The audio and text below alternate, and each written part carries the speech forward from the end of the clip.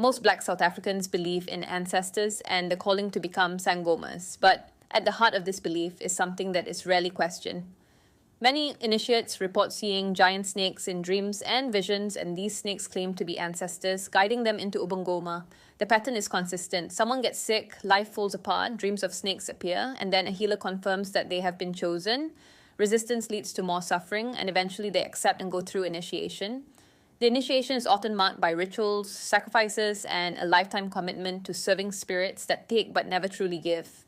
These snake spirits are presented as family guardians, but they behave like entities that demand obedience rather than upliftment.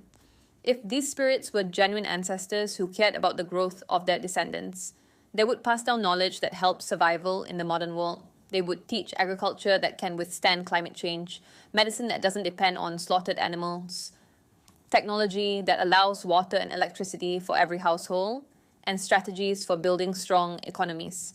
Instead, the so-called gifts are divination, bone throwing, dream interpretation, and rituals for luck or protection. These practices can provide comfort, but they do not push societies forward. They trap people in cycles of dependency where every problem must be solved by ritual. The spirits appear to be inferior because their power ends at psychological manipulation. They frighten people into compliance by threatening misfortune. They keep communities tied to the past while the rest of the world innovates and builds. They take blood sacrifices, often chickens, goats, or cows, but never give back anything that builds infrastructure. If the same resources used in slaughter and ritual were redirected into education, laboratories, and manufacturing, the conditions of Black South Africans would change drastically. Yet the belief system ensures that progress is always delayed because the spirits discourage questioning. Anyone who doubts is told they are cursed or disconnected from their roots. The same pattern repeats in many charismatic churches. The behavior of congregants in trance, the violent shaking, the uncontrollable screaming is indistinguishable from possession in traditional rituals. People believe they are touched by the Holy Spirit, but the manifestations look like the same snake entities under another name. The prosperity gospel teaches that blessings come from prayer lines, deliverances, and miracle oils instead of hard work, strategy, and invention. The congregation pours money into the church and the pastor becomes rich, but the followers remain in poverty, waiting for breakthroughs that never arrive. The psychological effect is enormous. Instead of seeing themselves as capable of building, people are conditioned to think that spirits or pastors are the true source of progress. This belief is powerful because it reduces the will to act independently. It makes the community reactive instead of proactive. Poverty deepens because every challenge is spiritualized. Infrastructure collapse is blamed on curses. Unemployment is explained as bad luck. Illness is explained as witchcraft. The real causes, corruption, bad policy, lack of skills, and global inequality are ignored because the worldview demands a supernatural explanation.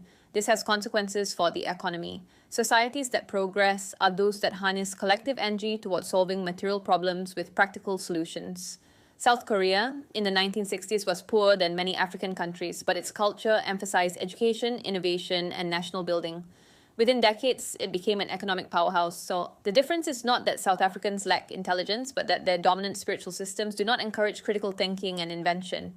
If the majority believes that spirits control destiny, then invention is always secondary. Rituals become more important than research. Sacrifices become more important than skills.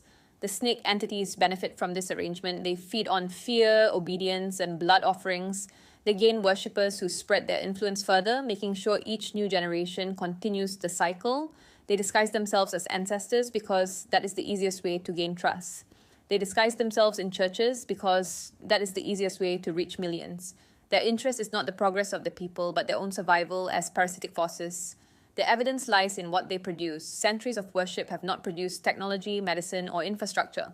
They have only produced endless rituals, animal deaths, and the constant recycling of suffering. Communities continue to defend these practices because tradition is sacred and questioning it feels like betrayal. Yet the signs are clear. The spirits demand more than they provide. They keep people focused on survival and protection instead of exploration and invention. They make sure people are spiritually busy but materially stagnant.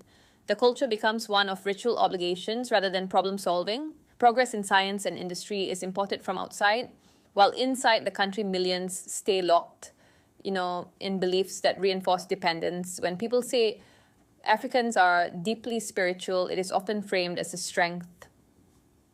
But spirituality that does not produce advancement in tools and infrastructure is a trap. Belief in invisible powers should at least translate into better lives. Yet the reality shows the opposite. The majority of South Africans continue to live in poverty, relying on rituals and churches that drain resources.